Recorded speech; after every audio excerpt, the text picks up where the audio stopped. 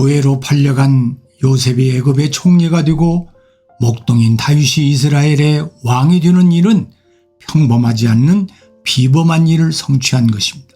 어떻게 가능했을까요? 해답이 빌립보서 4장 13절에 있습니다. 내게 능력 주시는 자 안에서 내가 모든 것을 할 수 있느니라고 했습니다.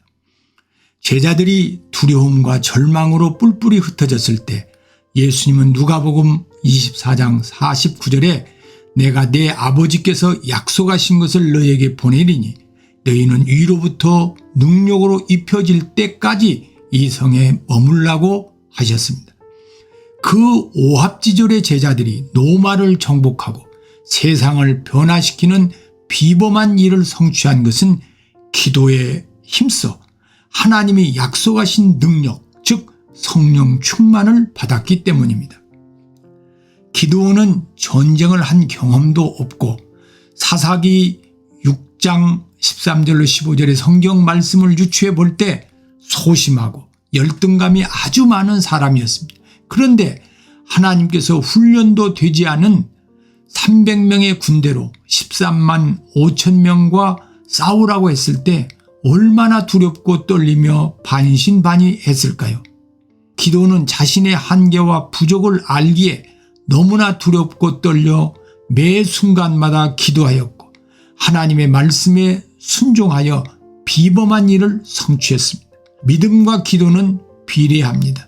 믿음만큼 기도하고 기도만큼 믿음이 자라게 됩니다. 기드온이 이런 비범한 일을 성취할 수 있는 비결은 사사기 6장 11절로 8장 28절을 보면 쉬지 않고 기도한 결과였음을 확인할 수 있습니다.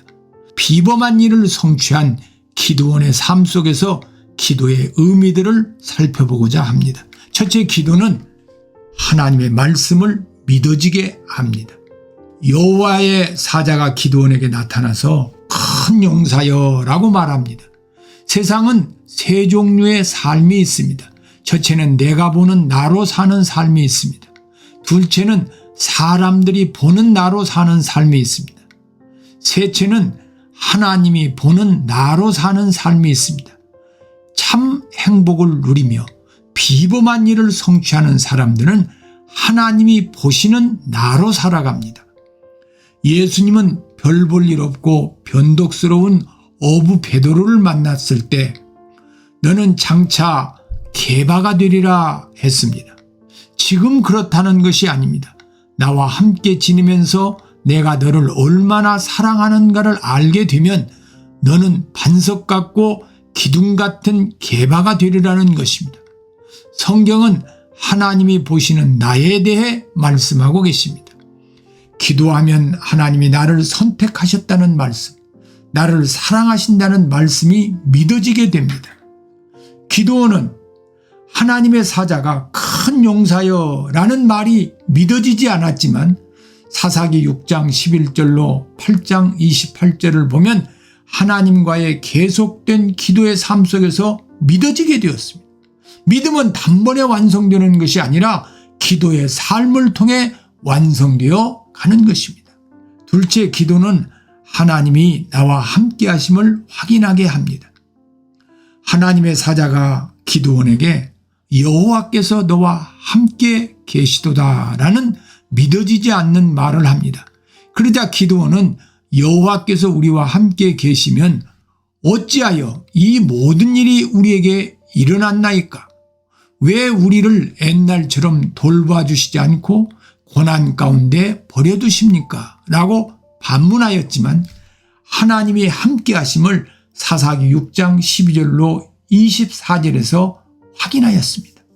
출애굽기 3장 10절로 12절을 보면 모세에게 사명을 주시면서 하신 약속이 내가 반드시 너와 함께 있으리라 했고, 마태복음 28장 18절로 20절에 제자들에게 사명을 주시면서 내가 세상 끝날까지 너희와 항상 함께 있으리라고 약속했습니다.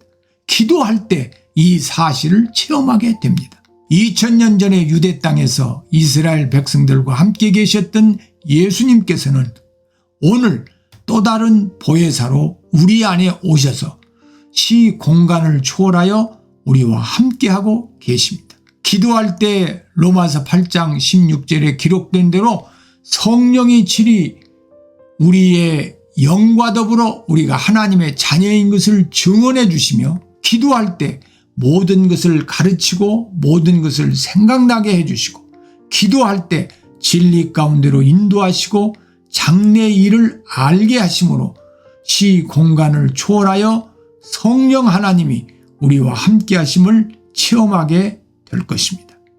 셋째, 기도는 우상을 제거하게 합니다. 우상의 사전적 의미는 하나님처럼 숭배의 대상이 되는 물건이나 사람을 말합니다. 우리가 숭배할 분은 오직 하나님 한 분입니다. 하나님 외에 우리가 숭배하는 사람도 그 어떤 것도 있어서는 안 됩니다.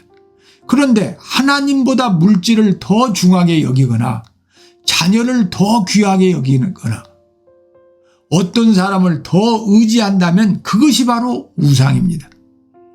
하나님보다 더 귀하게 여기고 하나님보다 더 많은 시간과 마음을 빼앗기는 것이 우상입니다. 요한 1서 2장 15절에 이 세상이나 세상에 있는 것들을 사랑하지 말라. 누구든지 세상을 사랑하면 아버지의 사랑이 그 안에 있지 아니하니라고 했습니다. 여러분은 무엇이 우상입니까? 재물입니까? 자녀들입니까? 배우자입니까? 마태복음 6장 31절로 33절을 보면 하나님은 이런 것들이 우리에게 있어야 할 것을 아시고 먼저 그의 나라와 그의 의를 구하면 이 모든 것을 우리에게 더 주신다고 약속하셨습니다. 먼저 그의 나라와 그의 의를 구하면 하나님께서 약속대로 더 주심을 확실히 체험하게 될 것입니다. 기드온이 사사기 6장 25절로 32절을 보면 하나님의 말씀대로 우상을 제거하자 사사기 6장 34절에 성령의 충만을 받은 것처럼 우리도 하나님보다 더 사랑하는 우상을 제거할 때 성령의 충만을 받게 됩니다. 성령 충만을 받아야 담대해지고 지혜가 임하고 은사가 나타나고 그래야 비범한 일을 성취할 수 있습니다. 지극히 평범했던 제자들이 오순절에 성령 충만을 받아 역사상 가장 비범한 일들을 성취했습니다. 넷째, 기도는 하나님의 능력을 체험하게 합니다. 사사기 6장 36절로 40절을 보면 기도는 하나님만이 하실 수 있는 표징을 구합니다. 양털 한 뭉치를 타작 마당에 두고 주변 땅은 마르고 양털에만 이슬이 내리기를 구하고 다시 양털은 마르고 그 주변 땅에는 다 이슬이 내리게 해달라고 하나님께 표징을 구합니다. 에레미야 33장 2절로 3절에 이 일을 행하시는 여호와 그것을 만들어 성취하시는 여호와 그의 이름을 여호와라 하는 이가 이와 같이 이르시는도다. 너는 내게 부르짖으라. 내가 내게 응답하겠고 내가 알지 못하는 크고 은밀한 일을 내게 보이리라고 말씀하신 하나님께서 기도하는 사람들에게 주는 자와 받는 자만이 아는 크고 은밀한 표징들을 수없이 주십니다. 기도는 하나님과의 대화입니다. 하나님은 성경과 성령으로 우리에게 말씀하시고 우리는 기도로 하나님께 말하는 것입니다. 기도할 때 하나님의 깊고 높고 영원한 사랑을 알게 되며 무엇보다도 하나님의 약속의 신실하심을 체험하게 됩니다. 다섯째, 기도는 하나님을 신뢰함으로 순종하게 합니다. 하나님은 전투에 참여한 32,000명 중 22,000명을 보내고 물을 손으로 움켜 입에 대고 핥는 자 300명만 전투에 참여하게 합니다. 사람을 의지하지 않고 오직 하나님만 의지하여 승리케 하시려는 하나님을 신뢰함으로 순종했습니다. 그러나 어찌 의심이 가지 않고 두려움과 불안이 없었겠습니까? 불안하기에 쉬지 않고 기도할 때 사사기 7장 9절로 14절을 보면 하나님께서 기드온에게 또다시 또 다른 표징을 주셨습니다. 내 마음을 아시는 하나님께서는 내가 믿음으로 순종할 의지를 가지고 계속 기도할 때 믿고 순종할 표징을 주셔서 비범한 일을 성취하게 하십니다. 아멘.